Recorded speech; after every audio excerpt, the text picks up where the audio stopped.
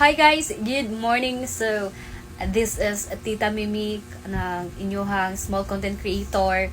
And for today's video, i-allowed ko ninyo na mo share when it come about the relationship sa pamilya. So, it's not about Tunis Gonzaga's sisters, about Glisters Kapunos bunso. Like, sa kana nga vlog nila, manggod makita na ako ang unconditional love sa kaning families or lahi-lahi ang pamaagi sa kini relation, ang dagan sa relasyon sa pamilya. Depende gyud sa klase sa imong gidak-an na ay family nga affectionist kayo, like kanang unconditional love kaayo, love kay nilang each other, both nilang family, kanang gibungol gid kay Glister ka po no brother, kay ang ako ang nakitaan sa iya na reflect na ko sa iya is kanang inyang unconditional love sa iyang nijapit sa iyang bunso, which is rare na siya makita sa family nga, to the point na yung uban na below the belt na kayo ang ilang pagtanaw ka ng mga comment nga bati nga mauna nga dili man na siya normal like ingon ana. So gina-ignore na nila, they're just kanang don't mind the bashing. For me is I really appreciate sa klase nga ingon na nga igsoon na unconditional love kayo ilang pag-treat sa ilang family, which is sa ako na experience na mo na ako ang nasinatian for now na let's just consider nga ang situation gani sa atong family tabangonon if naa lang gyud ta willingness ta or volunteer kayo ta na mo step up mangitag paagi to address na masolusyonan na ang mga like mga problema when it comes sa mga family matters problem. So on the way dayon ta family very important kaning mo na siya training background igpohon ikaw na pud maminyo yung anak ka mo dala sa imuhang family sa imuhang pohon na maminyoan pohon inana na siya na sa imuhang nakatunan sa imong family, so ma-apply na nimo siya ikaminyo nimo. So ingon ana siya nga wala tay laing maduulan maistoryahan, only the family will understand.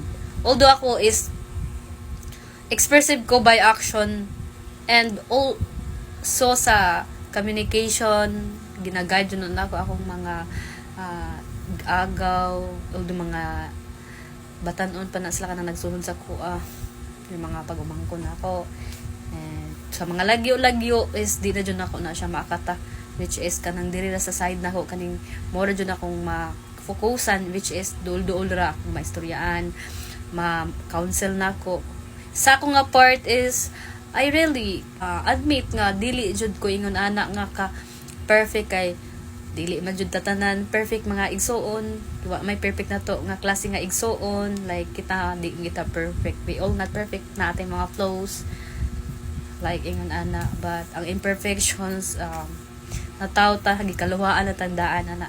So you guys, ayaw mo tagam, ayaw mo pagsawa og suporta sa inyong mga igsoon if ever lang when it comes na tabangunon hala tabang.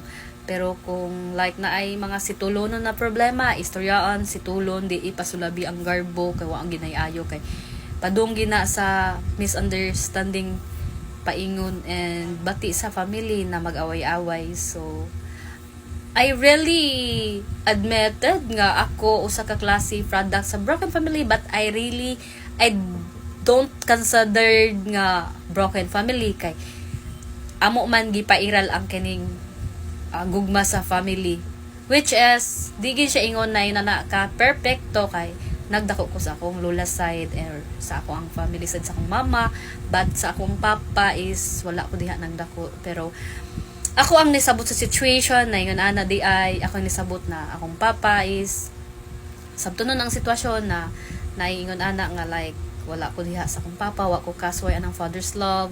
So look forward sa ko sa akong mga friends, akong kanang mga kailan ako kanang nakita anak mga father figure like is magklingi gid ko, may pagka sweet type jud ko nga pagka individual. So mo na sa mga lalaki suud na ako one of the boys ko, kay sa babae pod is mo socialize po ko at the same time. Pero sa lalaki is nadyo ko sa neutral. Mostly gid prefer jud ako ang lalaki kuyog-kuyugon or kanang barkada. I know the boundaries and the limitation of being kay mutual baya, so kabalo sad ko mo distance kay lahi man sad ning istoryaha pag lalaki na imong kuan na kasama or kanang kabanding. So one of the boys jud ko, pero it doesn't define me sa ako na laki-lakihon kay depende jud na sa mga open-minded og mga hunahuna. Kay ako kabaw sad jud ko mo sense or mo observe sa tawo or sa lalaki na imong mga friend na tarong na siya, good influence ni siya, yun na mag-start gina sa family kay nagdako mo ko sa akong lula, so daghan kay ko nakatunan sa akong lula nga ang lula nako is na siya iwanan nga lindot nga legacy ba, mga lindot nga mga advice, mga pahimatngon nga which is nagkuan sa ako na ako ang na-apply sa ako ang personality, sa ako ang prinsipyo. So love your family, guys. Don't let the moment pass us by na apa mo like mag-effort jud mo na maghatag mo og na love and affection sa family. Di ipasulabi na yung mga garbo, makuha anang garbo-garbo, magaway-away, family, so on na gani magaway-away. Garbo mangguna mo magaway-away ang family. So love your family, your sister. My family knows me as knows who I am. If you are in the right circle of grupo sa friend, mo speak up jud ka, mo storya jud ka, pero kung di jud ka mo storya na kay awkward ka, kay mado ka ma-judge kay ngono lahi-lahi ang mentalidad sa tao. So kay bawal judgmental sa ako alang prinsipyo, bawal judgmental, no way, bawal na mga niga-niga. So hopefully guys, spread love, not hate. Love your family.